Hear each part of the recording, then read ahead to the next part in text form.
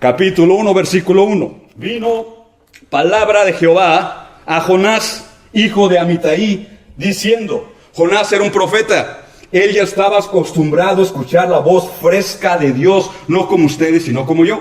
Tú y yo, a diferencia ahora, descubrimos la palabra de Dios en la Biblia. Oramos para que el Espíritu Santo nos dé revelación y de esa manera Dios nos está hablando. A diferencia de Jonás, la palabra del Señor le fue dada y le dice en el 2, levántate.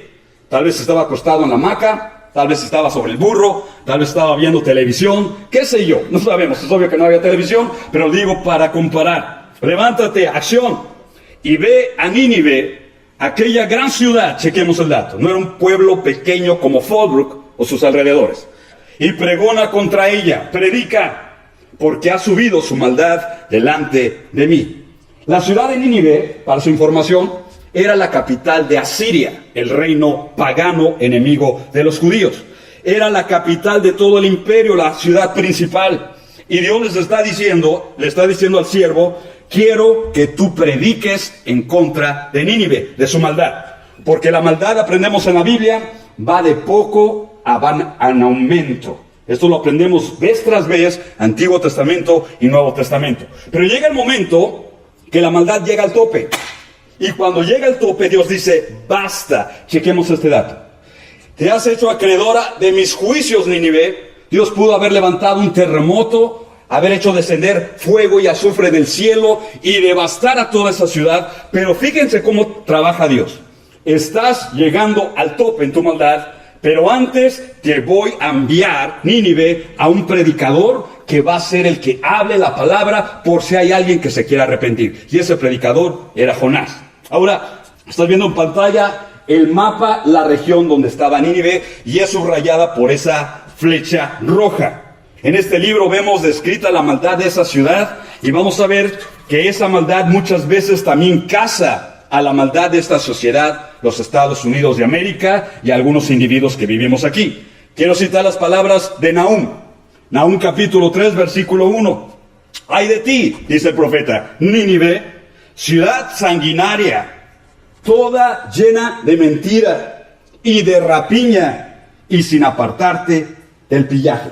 El profeta, ahora Nahum, menciona 3 pecados graves acentuados en Nínive. Primero, violencia, crímenes sangrientos, ciudad sanguinaria. Hermanos, venga conmigo, ¿no será un espejo de la realidad? Cuando vemos las noticias, el internet, Univisión, como se llame, padres matando a los hijos, hijos matando a los padres, balizas aquí. Hermanos, vivimos en una ciudad llena de sangre, lo mismo que Nínive. Segundo pecado, una ciudad entregada al engaño, que significa aquí el fraude. Fraude en los negocios, paremos oreja, fraude en las elecciones, fraude en la falta de integridad, infidelidades. Hermanos, ese es el pan de todos los días también. Y número 3, una ciudad llena de rapiña y pillaje, significa robo, atracos y asaltos. Pero no es todo, versículo 4 dice, a causa de la multitud de las fornicaciones y de la ramera o prostituta de hermosa gracia, maestra en hechizos, que seduce a las naciones con sus fornicaciones y a los pueblos con sus hechizos. 2 pecados más. Número 4, impureza sexual en Nínive. Y este es un área donde la mayoría de las sociedades modernas y antiguas cojean de la pata débil.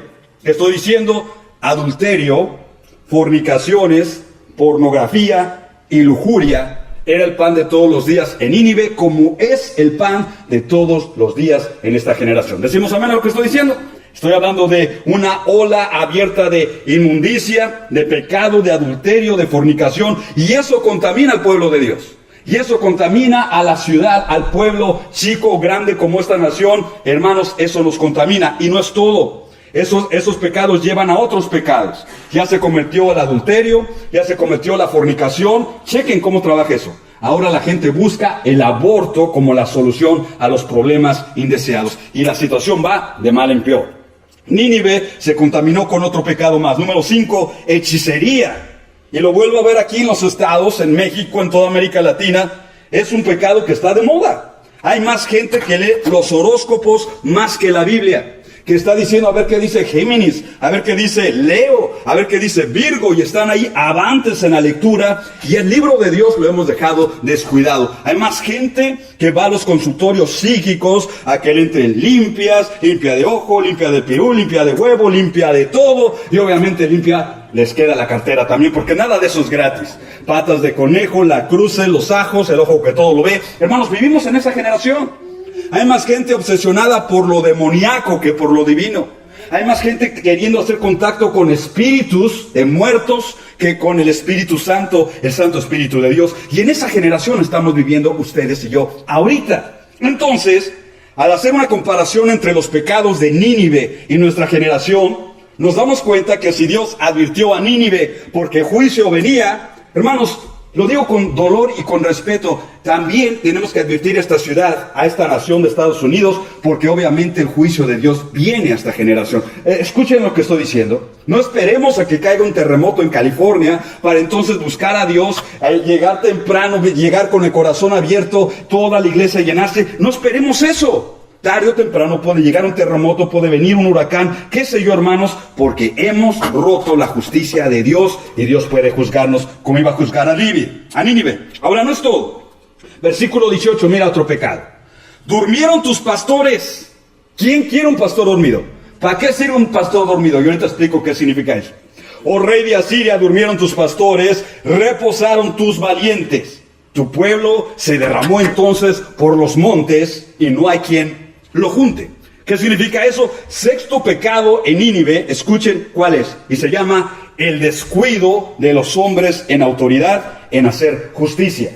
La palabra aquí, pastores, significa policías, políticos, jueces, comisarios, todos aquellos que estaban cuidando o deberían cuidar a Nínive. A los que se portaban mal, echarlos a la cárcel. A los que hacían robos, meterlos a la cárcel. Pues esa clase de gente desapareció en Nínive, todos se corrompieron. Todos los hombres de la ley, policías, comisarios, jueces, entraron en un letargo y cuando pasa eso, se levanta la maldad. Hermanos y amigos, esta es cosa seria. Y lo mismo estamos viviendo en nuestros días.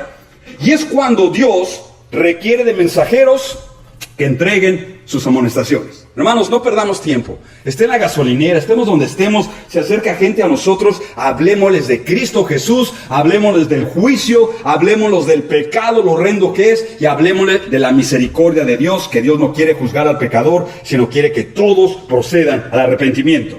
Segunda de Pedro 3:9 dice, Dios es paciente para con nosotros, no queriendo que ninguno perezca, sino que todos procedan al arrepentimiento. Amonestémosle. Regreso con esto. Dios requiere que nosotros, sus mensajeros, demos sus amonestaciones. Dios está esperando con paciencia. Voy a juzgar a Nínive, pero antes de juzgar a Nínive, voy a enviarles, dice Dios, un siervo, un predicador, que va a dar el ultimátum a esta generación, a esta ciudad.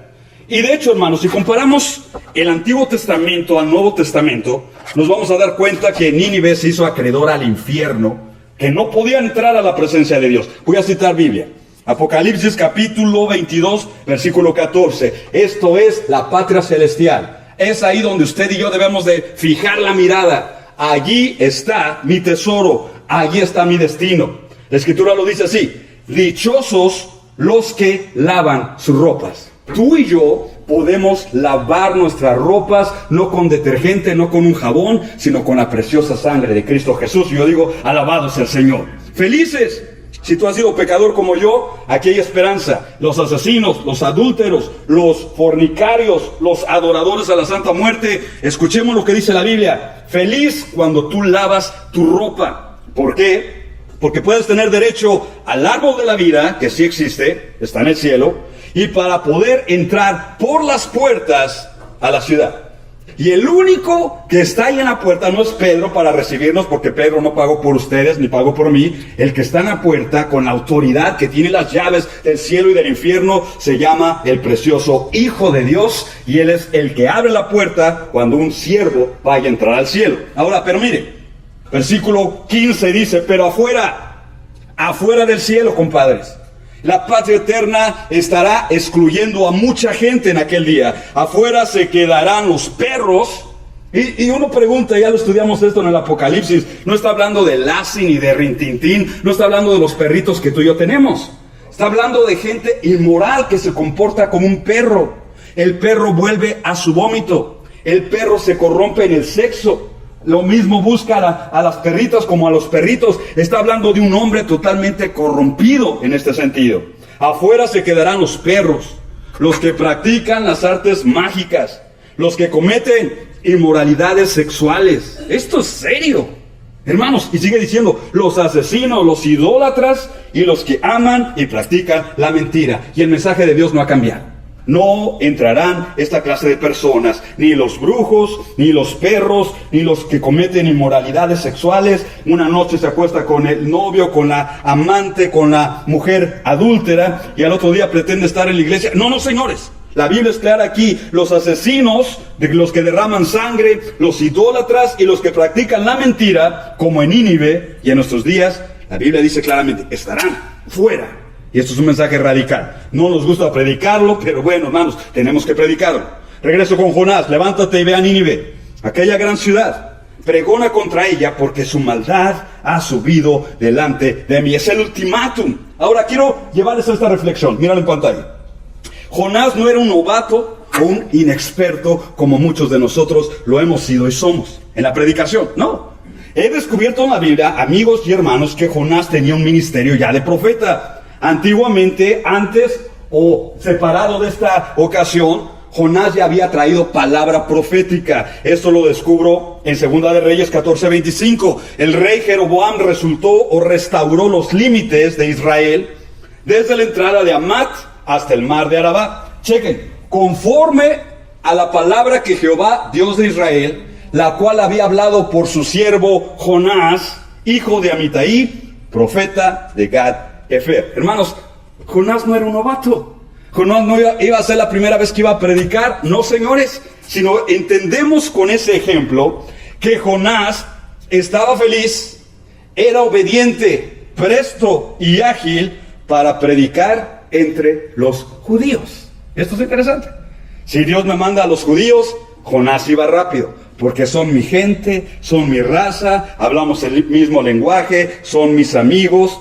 Y en esto, Jonás vino a tipificarnos cuando Dios da una orden y nos gusta esa orden y la obedecemos rápido. Y aquí estoy yo encontrado en estas páginas, en este ejemplo, y creo que también algunos de ustedes. Es que es bien fácil obedecer a Dios en lo que nos gusta. Te voy a invitar, Edgar, a que toques en la música, en otra iglesia, en una campaña. Para mí sería bien fácil. Me gusta hacer eso. Te voy a invitar a que prediques en otra iglesia, en otro país. Para mí sería algo lindo, fácil, porque me gusta hacer esto. Pero yo pregunto, hermanos, ¿qué cuando Dios te da una orden, o me da a mí una orden, como a Jonás, que no nos gusta? ¿Qué cuando Dios nos pone a hacer algo que a ti no te gusta hacer, compadre, y a mí no me gusta hacer? Esa es otra situación. Es entonces cuando descubrimos que somos a veces chipilones. Me gustan los mensajes de Dios para mi pueblo. Me gusta predicarle al pueblo de Dios lo que es fácil, lo que es agradable, lo que es lindo, lo que a la gente le gusta y aplaude. Eso a todo predicador le gusta hacer, o nos gusta hacer. Pero ¿qué cuando hay que predicar lo que no nos gusta o lo que no le gusta escuchar al pueblo? En el caso de Jonás, chequen, ahora Dios le ordena hacer algo que no es del agrado de Jonás. Él predicar a sus enemigos, hermano. Y esto no era del agrado de Jonás. Yo repito y pregunto, mejor dicho, ¿habrá una ocasión en tu vida que te has dado cuenta que Dios te está mandando y me está mandando a hacer algo que no nos gusta? Y podemos responder básicamente de dos opciones. Le decimos a Dios, ahorita voy, o le decimos a Dios, envía otro, porque yo no voy. Eso es parte de la historia. Yo me he dado cuenta, amigos y hermanos, que este evangelio tiene preciosas cosas que nos van a gustar, preciosas cosas que van a llamar nuestra atención. Vamos a no querer dormir para seguir leyendo lo que me gusta. Pero este mismo libro, en otras ocasiones, va a hablarnos de cosas que no nos gusta, que mata la carne, que va contra nuestra obstinada voluntad, y esa es otra historia. Pero para allá voy. Ahora, Jonás pensaba por un momento, los asirios no merecen mi predicación, son enemigos de este pueblo, son enemigos de Dios, enemigos de mi casa, enemigos de mi familia. Los asirios merecen ser destrozados. no merecen que yo gaste verbo y saliva para que les predique el evangelio. Es lo que estaba pensando Jonás. En el versículo 3 describe su actitud. Entonces Jonás se levantó, hizo las maletas, las chivitas, las puso en orden, pero mira lo que dice ahí. Se levanta el amigo para huir de la presencia de Jehová a Tarsis. Y cuando ve este mensaje, hermanos, yo no puedo levantar piedras contra Jonás y apedrearlo por desobediente, porque me he dado cuenta que de una u otra manera el Edgar ha hecho lo mismo. Dios nos dice, Dios te dice, hagamos esto, y venimos y hacemos exactamente lo contrario. ¿Sabes que Tarsis estaba localizada al sur de España? Póntela en la mentalidad de Jonás. No, Señor, yo no te obedezco ahorita a ir a Nínive. Yo mejor me voy a España, a las soleadas costas del mar azul Mediterráneo, debajo de una palma con los cocos fríos, y ahí me quedo hasta que entremos en una negociación tú y yo. Pero Dios no estaba buscando eso en Jonás. Y desciende a Jope, y hay una nave que partía para Tarsis, España, sur de España, y pagando su pasaje, al menos no iba de gorrita, el amigo pagó su pasaje, entró en ella para irse con ellos a Tarsis, subrayo, lejos de la presencia de Jehová. Hermanos, amigos, si usted es nuevo en el Evangelio, tal vez pueda creer que eso es literal. ¿Qué quiero decir? Que uno puede huir de Dios, lejos de Jehová, si usted es nuevo o ingenuo. Pero nosotros que ya tenemos conocimiento con la Biblia, con la verdad, hermanos, podemos asegurar que Dios está en todo lugar, sus ojos ven en todas partes y nadie puede huir de la presencia de Dios. ¿Decimos amén, hermano? Nadie. Ahora, mire, Salmo 139, 7 dice, ¿a dónde iré de tu espíritu? ¿Y a dónde huiré de tu presencia? Y estás viendo en pantalla la ruta de Jonás. Él estaba aquí en Palestina, la primera flecha. Arriba, la flecha más chiquita, era donde se suponía llegar, Nínive. Pero él tomó la ruta en flecha roja, o la ruta marcada en pantalla con rojo. Irse hasta España. Es decir, abandonar la tarea, abandonar el ministerio, decirle a Dios, ahí nos vemos, fui tu siervo, prediqué, serví cuando todo era agradable, pero aquí se acabó todo, Señor, dame un break y quedamos aquí en tratados, quedamos aquí en futuros arreglos. Y se va el amigo. Miren, hermanos, es cuando decimos, bienvenido, Jonás, al camino del quebrantamiento. Edgar, cuando a ti te parezca hacer lo mismo, cuando quieres hacer lo mismo, dale la vuelta a la voluntad de Dios, o ponga usted su nombre si quiere, si no lo pone, da lo mismo. Cuando tú y yo salimos de la perfecta voluntad de Dios, el cielo dice, el Padre dice, bienvenido al camino del quebrantamiento. ¿Me explico lo que estoy diciendo? ¿Qué es lo que va a pasar? Leamos la Biblia, leamos con atención. Es cuando Dios se arremanga las mangas y dice, no has querido obedecer a la fácil, no has querido obedecer a la voz tenue y voz tierna del pastor, del buen pastor. Entonces vas, bienvenido al taller, bienvenido al camino, a la persecución. Rápidamente serás quebrantado y serás asolado. No me gusta, pero tenemos que estudiarlo. Versículo 4. Pero Jehová, el Señor mismo, hizo levantar un grande viento. Pregunto, hermanos, que conocemos Biblia. ¿Puede Dios levantar huracanes, sí o no? Amén. ¿Puede Dios levantar tornados de donde todo está pacífico y de pronto aparece? Amén. ¿Puede Dios levantar terremotos? Dios puede hacer todas las cosas. Y mire, este hombre dice que va tratando de huir. Jehová levanta un gran viento en el mar. Primero era viento. Y hubo en el mar una grande tempestad. Después viene la lluvia. Checa cómo Dios está trabajando. Primero viento tempestuoso, después viene la lluvia, a tal grado que esos marinos profesionales pensaron que la nave se partiría. Tremendo. No era el tiempo de huracanes. ¿Por qué digo eso? Por el contexto. Si hubiera sido el tiempo de huracanes, esos marinos entendidos en la navegación hubieran dicho, no, nos zarpamos, suspendemos el viaje hasta que mejoren las condiciones del clima. Ellos salieron y de pronto, de la noche a la nada, apareció este grande tempestón, este grande huracán. Lo cual nos enseña, hermanos, que una persona que huye de Dios, que una persona que huye de la voluntad de Dios, donde quiera que esté, vaya a Cancún, vaya a Tarsis, vaya a Rusia, donde quiera que estemos, compadres, cuando estamos huyendo de la perfecta voluntad de Dios, encontraremos oposición divina. ¿Decimos amén eso, hermanos? estemos en los estados o diga, ay, me regreso a mi pueblo. Pues allá en México, allá en las calles de la Ciudad de México, si algún día yo regresara huyendo de la presencia de Dios, ahí voy a encontrar oposición divina para hacerme la vida imposible en ese lugar. Es lo que quiero dar a entender. Aquí está el hombre, dice el versículo 5. Y los marineros, que eran varios, tuvieron miedo. Yo al leer esta historia y estando en un barco, si tú has estado en un barco en alta mar, sabrás lo que estoy diciendo. Ellos vieron la tormenta, ellos vieron la lluvia, el aire, y ya estaban llenos de miedo. Y cada uno clamaba a su Dios. O sea que tenían varios dioses, varias regiones, varias creencias estaban ahí. Yo me imagino a uno que estaba diciendo, Sirenita Santa, patrona de todos los marineros, ten misericordia de nosotros. Y nada. Algunos habrán dicho a la víbora de la mar, por aquí puedes valer, hermanos. Y estaban orando a tanta cosa y nada.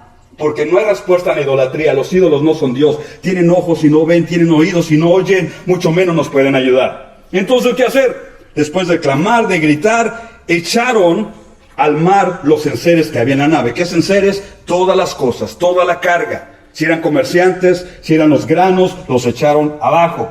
Aún cosas de la misma nave, abajo, el mástil, las velas, todo. ¿Por qué? Porque una nave pesada en tiempo de tormenta es más fácil que se hunda. Querían aligerar el vehículo, o aligerar la nave en este caso, para que soportara más las olas. Ahora, ellos están trabajando. Oraron a sus dioses, no trabajó. Echaron afuera todo lo que les estorba. Están preocupados. Chequemos al siervo de Dios. Chequemos al profeta de Dios. Dice, pero Jonás había bajado al interior de la nave. Dígalo conmigo. ¿Qué estaba haciendo el amigo? Y se había echado a dormir. Hermano, venga conmigo. Cuando leemos esto, yo digo, ¿cómo es posible? Si la nave está haciendo de allá para acá, está a punto de partirse a la mitad, ¿a quién se le ocurre irse a dormir? O mejor dicho, ¿quién puede dormir en esas condiciones? ¿Me explico lo que estoy diciendo?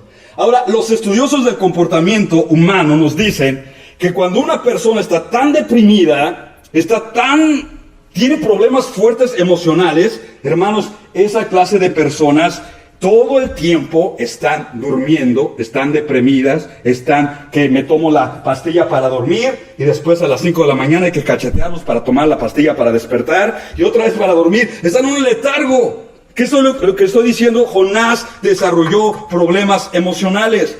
No lo dice la escritura ahí, pero algunos estudiosos de la Biblia, maestros bíblicos, sugieren, inclusive rabinos, han sugerido que Jonás estaba enfermo.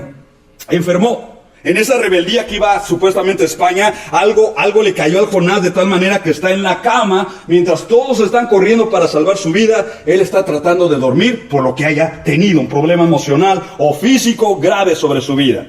Hermanos, qué tremenda situación está viviendo aquí el Jonás. Ahora, la Biblia corrobora por qué Jonás estaba en esa situación, durmiendo, despreocupado, deprimido. El barco se está yendo a punto al fondo del mar y Jonás está dormido, tirado sobre la almohada. Salmo 31:10 dice, se agotan mis fuerzas, chequemos el dato, se agotan mis fuerzas a causa de mi iniquidad. Iniquidad es maldad no confesada. Mira, hermano, ¿cómo trabaja eso? Cuando uno de nosotros peca, y todos pecamos, pero no confesamos esa maldad, no le pedimos perdón a Dios, sino la atesoramos en el corazón, esa maldad se convierte en iniquidad. Y la iniquidad lo que hace es agotarnos las fuerzas. Es de pronto cuando el santo dice, ya no quiero ir a la iglesia, no siento leer la Biblia, no siento orar, no siento platicar con mis compas por teléfono, no siento vivir, no siento trabajar. ¿Sabe por qué? Porque la iniquidad nos ha quitado la fuerza, ha acabado con el brillo que había en nosotros, nos ha llenado de pereza, de angustia, nos ha llenado de improductividad. Nada más está la gente tirada ahí en el sofá, tirada en el carro, y no tiene ganas de vivir, no tiene ganas de nada. Por la iniquidad que tenemos en el corazón, se agotan las fuerzas, y es el caso de Jonás. El hombre que antes había predicado, como tanto predicador yo conozco y tal es tú. Antes eran unos siervos de Dios fieles en la iglesia, predicando afuera, en la calle, en las iglesias, y ahora algo pasó. Se desconectaron, cometieron un pecado, y yo he encontrado muchos en el camino que ya no quieren nada con el ministerio. Yo fui pastor, yo fui predicador, y ahora su vida sumergida en una terrible depresión. Qué feo caso como el de Jonás. Pero mira el testimonio. Los hombres lo despiertan. Levántate, cachetón. Levántate, haz algo. Estamos a punto de morir. Aquí tú tirado. Miren el testimonio de Jonás. Versículo 9. Él dijo, soy hebreo. Y eso dijo con verdad, porque era judío. Pero lo que sigue me llama la atención y por eso te lo subrayé en pantalla. Soy hebreo, 1, y 2, temo a Jehová. Y posiblemente cuando dijo, temo a Jehová, se mordió la lengua. Ay, temo a Jehová. ¿Por qué digo lo que digo? Porque esto no es verdad. Si una persona teme a Dios, compadre y amigo, no va a estar haciendo lo que este hombre estaba haciendo. Si verdaderamente temes a Jehová, oh Jonás, estarías predicando en Nínive, estarías llamando a la gente al arrepentimiento, estarías obedeciendo a Dios y ahora estás exactamente en contra de su voluntad. Y yo encuentro esto, una excusa barata, hermanos, amigos, que pasa en nuestros días también. Mucha gente se llama salva, sierva de Dios, cristianos renacidos, Cristo me cambió, y tanta cosa que a veces decimos que tantas veces, a veces no es verdad. Seguimos siendo los mismos hombres obstinados, con la voluntad mía primero, antes que todo, Dios en segundo lugar. Seguimos, pero ahora tenemos un nuevo lenguaje. Temo a Jehová, temo a Cristo, soy siervo de Dios. Y muchas veces, repito, la realidad no es esa. ¿Está conmigo lo que estoy diciendo? ¿Cómo lo sabemos? Por sus frutos los conoceréis. Sirvo a Dios, soy cristiano, conozco de Dios, soy siervo de la verdad, etcétera, etcétera. Pero la verdad es que Jonás, eres un rebelde disfrazado de siervo. Te convertiste hasta ese grado. Hasta ese grado caíste en lo que estaba presentando la Biblia. Versículo 11. Y le dijeron, ay, ¿qué haremos contigo? Porque les dijo, por mi causa vino todo el problemón. Y todos los hombres, ¿qué haremos contigo para que el mar se nos aquiete? Porque el mar se iba embraveciendo más y más. El problema aquí es que es una adversidad en incrementos. Si la nave se pensaba que ya se iba a partir, ahora más. Estos hombres están temerosos, no saben qué hacer, corren de un lado a otro. ¿Y qué haremos contigo para que el pleito es de Dios contigo que nosotros? Y esto es algo interesante, hermanos. Cuando el padre de familia pecamos contra Dios, el pleito entre Dios y el hombre hasta lo lleva toda la familia. ¿Me explico lo que estoy diciendo? Ay del varón cuando nos descuidamos, la esposa y los hijos, las hijas, el perro y el gato hasta van en el paquete también. ¿Y ellos qué culpa tienen? Ninguno. Es que Dios está tratando esos extremos con el individuo para que el individuo nos caiga el 20. Jonás, por favor que te caiga. Estos son inocentes. ¿Qué necesidad tienen de sufrir tu suerte? ¿Qué necesidad tienen? Pero a Jonás no le caía ni el 20. Estaba cerrada la alcancía totalmente. ¿Qué significa con ello? Número 3. Adversidad va en aumento, en incremento. La Biblia lo dice en el Salmo 32:10. Muchos dolores habrá para el impío. Muchos, no uno ni dos, muchos. En el trabajo, dolores. En la casa, dolores. En la calle, dolores. En el metro, dolores. En el avión, dolores. María Dolores volvió a nacer aquí, hermanos, en esa clase de circunstancias. ¿Qué es lo que estoy diciendo con esto? En diferentes maneras, Dios comienza a acercar a la persona rebelde. La cosa no sale bien aquí, no sale bien acá, no hay paz interior, no hay paz en la casa, no hay paz en el trabajo, no hay paz en la iglesia, no hay paz en ninguna parte, porque Dios está cerrando las puertas a toda condición para que el hombre rebelde o la mujer rebelde pueda levantar su vista al cielo. Y ven conmigo, algo tan sencillo, decir, Señor, perdóname, me arrepiento y me regreso para atrás. Olvídate de esta actitud terca de este siervo. Cheque esto, lo voy a decir rápido porque tengo poco tiempo, pero lo voy a decir. A Dios nadie le gana. ¿Decimos amén eso? No se te ocurra luchar contra Dios, compadre. Nunca. A Dios nadie le gana. Si ya me dijo, ya te llamó la atención y ya me llamó la atención a mí, por favor, regresemos, seamos entendidos y aprendamos la lección. Al menos lo que estamos viendo ahí en pantalla. Es cuando aparece, Jonás todavía está lejos del arrepentimiento. Fíjate qué tan duro es el corazón. Está viendo las olas, está viendo que la vida de los marineros peligran. Nada de eso lo mueve el corazón. Ahora, número 4, aparece el falso síndrome de mártir. Y ahorita voy a explicar qué significa con esas palabras. Miren lo que les dice. Ahora bien, miren, tomadme y echadme al mar. ¿Cuántos marineros eran? 20, 30, no sabemos, era un montón. Tómenme entre todos, me cargan y me avientan al mar, y el mar se os aquietará, porque yo sé, o sea que era un tremendo engreído. yo sé que por mi causa ha venido esta grande tempestad sobre vosotros. Otra vez, ustedes son inocentes, el pleito no es con ustedes, el pleito es de Dios conmigo. Ustedes tómenme y échenme al mar. ¿Qué le parece, hermanos? ¿Y por qué digo que es un síndrome de mártir? Ahí les va. Yo pregunto, ¿por qué no tuvo Jonás el valor de aventarse por sí mismo al mar? Venga, es una pregunta interesante. ¿Por qué no? Ahí Jonás, ¿quieres ir al mar? Aviéntate tú solo. Agarra fuerzas, te contamos 1, 2, 3, corre y se avienta. Qué fácil hubiera sido. Pero no, el amigo dice, no, ustedes tienen que echarme al mar. Mi siguiente pregunta a Jonás sería esta. ¿Por qué necesitó que los demás hicieran su trabajo? Y es aquí donde entra el complejo de mártir que a veces a mí se nos pega a algunos santos en la iglesia. ¿Qué es lo que quiero decir con eso? Esto es que quería hacer responsables a otros de su propia desgracia. ¿Qué quiero decir? Ellos me mataron, ellos me aventaron, yo no me aventé, ellos me aventaron. ¿Me explico? Es cuando la gente nomás dice, oren por mí. Y necesito más oración, échame oración, pero échale, trabaja duro. Ayunen por mí. Les dije una vez, allá en Mexicali, una persona, ore por mí, pastor, ayune por mí, que cadena de oración y tanta cosa. Hermanos, si salimos mi esposa y yo a comer tacos, ¿y a quién cree que nos encontramos? En la taquería, ahí paraditos, llenando. ¿Y cómo están las cosas? Bien duras, pastor, pero sigue orando por mí. Dije, no, cálmate. Yo voy a ponerme serio cuando tú te pongas serio también, ¿sí me explico? Nosotros hemos ayunado y tú aquí comiendo tacos y ya sabrá desde cuándo. No. Si usted se pone serio, nosotros nos ponemos serios y trabajamos con usted. Es que es tan fácil querer que otros hagan las cosas por nosotros y nosotros no hacer nada. ¿Sí me explico? No estudiamos, no oramos, no leemos la Biblia. Usted ahora écheme un salmo, écheme el Génesis, pastor. No, ¿qué? Pongámonos a estudiar, pongámonos a trabajar, pongámonos a ayunar si es necesario. Es que este hombre quiere que todos lo hagan por él. Y al final mira la mentalidad de Jonás. Al final cuando ellos lo hubieran aventado al mar, todos, a la 1, a las 2 y a las 3, hermanos, Jonás hubiera salido con su historia. Yo lo puse con esta caricatura. La revista Time con la noticia, Jehová, Jonás el profeta masacrado. Chica, ¿cómo cambió la realidad?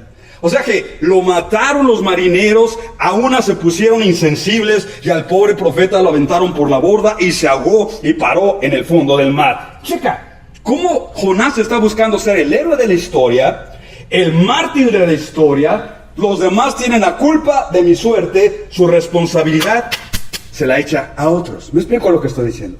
Y esto es tan fácil de que se nos pegue de Jonás. El esposo le echa la culpa a la esposa, el pastor le echa la culpa a la iglesia, el hermano le echa la culpa a la hermana, el gato le echa la culpa al ratón. Y hermanos, así está todo el mundo, echando la culpa a uno a otro. Cuando hay que tomar nuestras responsabilidades. Si esto vino por causa mía, si juicio es por mi causa, tú y yo debemos de tomar esa responsabilidad y parar de andar echándole la culpa a alguien más allá afuera. ¿Me explico, hermanos? Eso hasta los pastores nos pega. Una vez venía a toda velocidad, venía tarde, y lo tengo que confesar, al servicio de la oración. Vengo tarde allá en el desierto y veo el reloj y dije, a mí me toca abrir. Y me subo al carro y todavía cínico oro, Señor, que no me vea nadie, ninguna patrulla, en el nombre de Jesús. Mi primera, segunda, tercera. Y cuando doy la vuelta, llegando a la iglesia, mis llantas chillaron. Imagínate qué velocidad venía. Squishing, suenan las llantas y oro, Señor, el ángel de Jehová vaya conmigo. ¿Pero qué ángel de Jehová? Enfrente estaba la patrulla. Y nada más escuchó las llantas y rápido la luz. Oh, man. Y yo tarde la oración. Y era menos de una cuadra de la iglesia. Entonces, le doy y la patrulla se da la vuelta y me sigue. Y como era una avenida muy transitada, me tuve que parar a hacer el alto con la patrulla atrás de mí en el mero parking lot de la iglesia. Imagínense todos los miembros de la iglesia. Todos. Y se entiende eso. Estaban viéndome. Y se baja el oficial y lo primero que me dice, ¿a dónde vas, Speedy? Digo, yo vengo aquí, yo vengo a la iglesia. Esta iglesia es mi iglesia, aquí yo me asisto. Y me dice, ¿y por qué vienes tan rápido? ¿Funeral? ¿Something like that? Le digo, no. Para ser honesto con usted, oficial, vengo tarde al servicio de oración. A mí me toca abrir y vengo tarde. ¿Y qué es un servicio de oración? Un servicio de oración es cuando pedimos por la gente, los hermanos, oramos por el presidente, por las autoridades, oramos.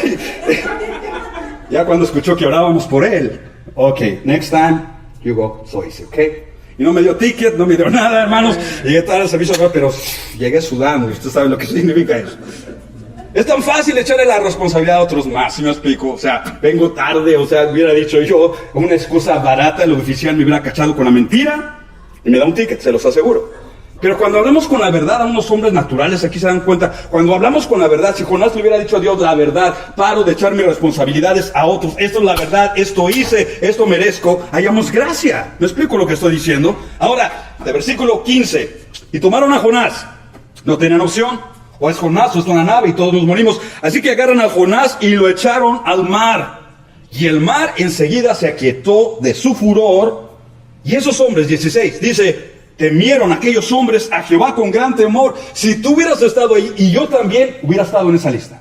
Tienen temor y enseguida los paganos nunca habían ido a la iglesia, nunca habían leído la Biblia, nunca habían adorado al Dios de los ejércitos, Jehová su nombre. Pero enseguida, cuando vieron el milagro, ofrecieron sacrificio a Jehová e hicieron votos.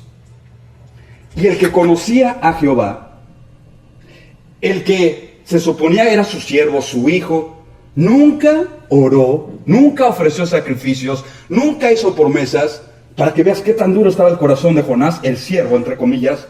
Y estos nuevos convertidos, estos paganos recién salidos de la tormenta, doblan sus rodillas, lágrimas en sus ojos, levantando manos y le comienzan a hacer a Dios promesas, votos. Y yo conozco esa historia y tú también. Es obvio pensar que alguno de ellos comenzó: Señor, en tu nombre, por tu misericordia, dejo la botella. En tu nombre, Dios, y porque me has mostrado misericordia, dejo la droga, dejo de ser un narcotraficante, dejo el adulterio, Señor, tiro la revista pornográfica, porque me has mostrado misericordia. Esto es hacer votos, hermano. Y lo estaban haciendo de su conciencia a Dios mismo. Hermanos, qué bonita historia. Yo veo, este es un ejemplo de cuando un corazón está agradecido y devoto a Dios. Le dieron ofrendas de paz, de agradecimiento, e hicieron lo que Jonás se suponía hacer y nunca hizo. Para que te des cuenta cómo el corazón de nosotros, los siervos de Dios, los hijos de Dios, los hijos de luz, el corazón a veces también se nos endurece. Y ya no sentimos, ya no late por Dios, ya no servimos a Dios con esa energía, con ese brío. Ya es todo un pesar, un aburrimiento, todo es una rutina. Y el problema a veces no está en las circunstancias de afuera, está aquí en el corazón. Se fue el fuego, se fue el primer amor, se fueron las energías del cielo. Jonás no se ha dado la Biblia evidencia que está orando, ofreciendo sacrificios ni nada. Es que Dios va a tratar con Nínive. Comenzamos en la historia. El juicio está pendiente, está pendiente. Pero ahora se le aumentó el trabajo a Dios. Antes de juzgar a Nínive, ahora Dios tiene que tratar con un siervo rebelde. Ven conmigo.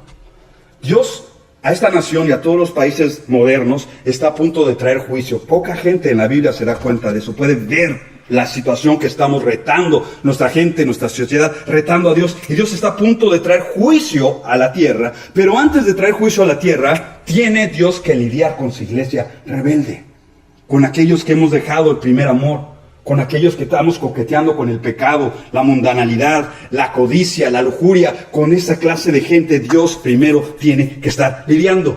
El apóstol Pedro dice que el juicio de Dios comienza primero por su casa y después por el mundo. ¿Qué significa con todo esto lo que estamos viendo en esta lección? Dios está tratando ahora, ya quebrantó a los paganos. Fue bien fácil, viento, tempestad, y los paganos se convirtieron.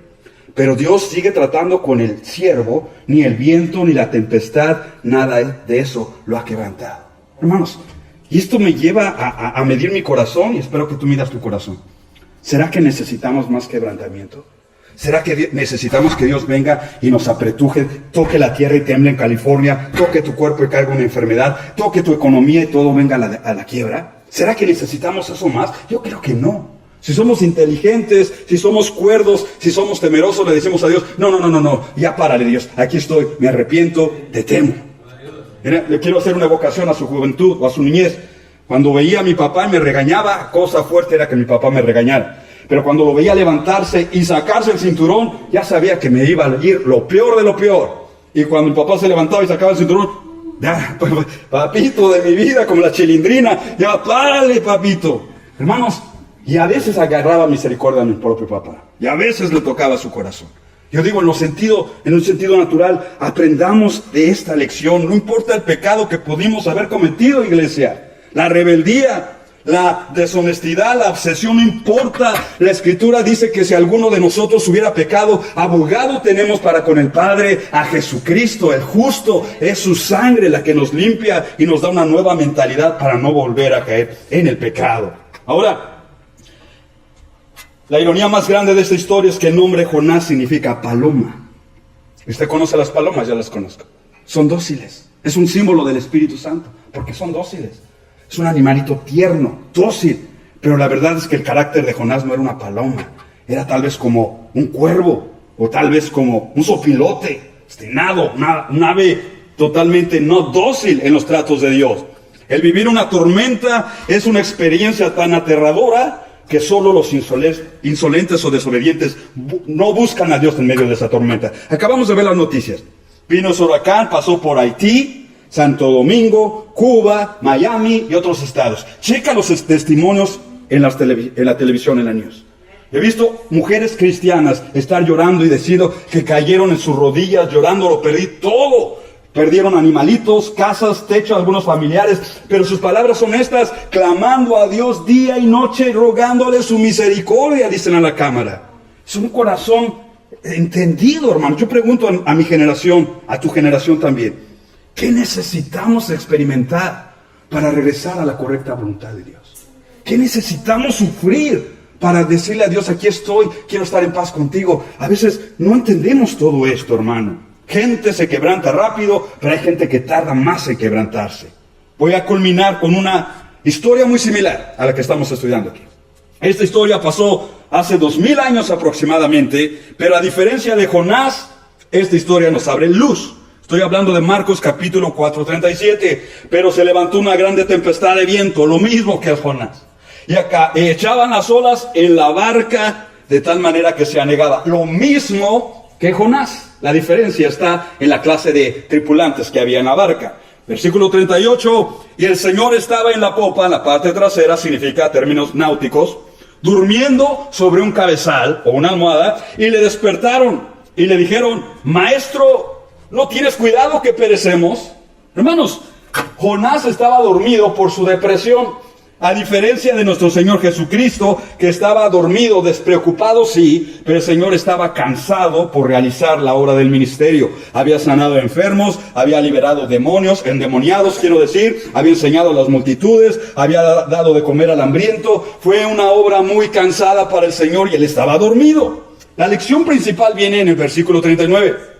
El Señor se levanta, reprendió al viento y le dijo al mar. O sea que le habló a esos elementos. Se levanta el Señor en medio de la barcaza y le dice: calla, calla, enmudece. Y entonces cesó el viento y se hizo grande bonanza. Cuando Jesucristo está en la barca, hermanos, la barca no se hunde. ¿Me explico lo que estoy diciendo? Si Jesucristo está en tu matrimonio, en tu familia, en tu economía, en la iglesia, en tus problemas físicos, cuando Cristo está presente, esa barca no se hunde. Y es más, Él tiene la autoridad para reprender a los vientos, a la tormenta. Le dijo simplemente: cállate, el viento huracanado, enmudece, mar tempestuoso. Y cesó el viento y se hizo grande bonanza. Con eso descubrimos, hermanos, que esta es una más de las credenciales del Hijo de Dios. Tiene control sobre la naturaleza, tiene control sobre los demonios, tiene control sobre las enfermedades, tiene control sobre el cielo, sobre la tierra, sobre el infierno. Como Jesús no hay nadie. Y es el mismo que nos puede ayudar en las tempestades también. Tal vez algunos de nosotros estamos en medio de tempestades, o si no, allá vamos, por descuidos, por problemas, hermanos. Tengamos presente esto: Jesucristo puede acallar la tormenta en un momento así. Versículo 41. Y los 12 discípulos entonces temieron con gran temor, a diferencia de Jonás. Aquí vienes a Pedro, a Leví, a Juan, a Jacobo, que estaban dentro y estaban temerosos y se decían el uno al otro, codeándose: ¿quién es este que aún el viento y el mar le obedecen? Hermanos, regresemos a la lancha donde estaba Jonás. Todos los marineros están también temerosos. Jehová hicieron votos, se convirtieron en ese barco, a excepción de Jonás. Y en el Nuevo Testamento encontramos a los discípulos diciendo: ¿quién es este que aún el viento, el huracán, el ciclón obedece y el mar obedece. Hermanos, injerto comercial, me queda poco tiempo, pero no injerto. En medio de tu tempestad, en medio de tus desgracias, si vas en avión, si vas en barco, si vas en carro, hermanos, nunca nos olvidemos a clamar a Dios por ayuda cuando ello sea necesario. Decimos amén a eso, hermanos. Amén, nunca te olvides. Nunca se olvide de clamar a Dios Santo. Hermanos, clamemos. Oremos a Dios, clamemos a Dios, humillémonos como esos hombres tuvieron tan grande temor y se dieron cuenta, como yo me di cuenta. Por favor, iglesia, escucha. Ellos preguntaron, ¿quién es este que aún el viento y el mar le obedecen? La Biblia responde, Él es el alfa y el omega, el principio y el fin. Él es el Mesías, es Jehová, príncipe de paz. Él es el Rey de reyes, Señor de los señores. Es el Hijo de Dios, es el admirable consejero, Dios fuerte, Padre eterno, el León de Judá, el capitán de nuestra salvación, el Cordero que quita el pecado del mundo. ¿Qué más necesitamos, iglesia? Cristo Jesús es todo. Dale fuerte el aplauso a Jesús. Aleluya. Su nombre es bendito por todas las edades. Tengo que terminar haciendo la pregunta más pertinente de todas. La pregunta es, ¿y Jonás? ¿Qué onda con Jonás? ¿Ya se convirtieron los marineros? ¿Ellos ya están haciendo pactos con Dios? ¿Y el Jonás qué está pasando? Hermanos, por desgracia Jonás sigue indiferente, irrespetuoso, frío, indolente, no deseoso de pedir perdón a Dios. Como esa gente yo conozco muchos y tú también conoces algunos.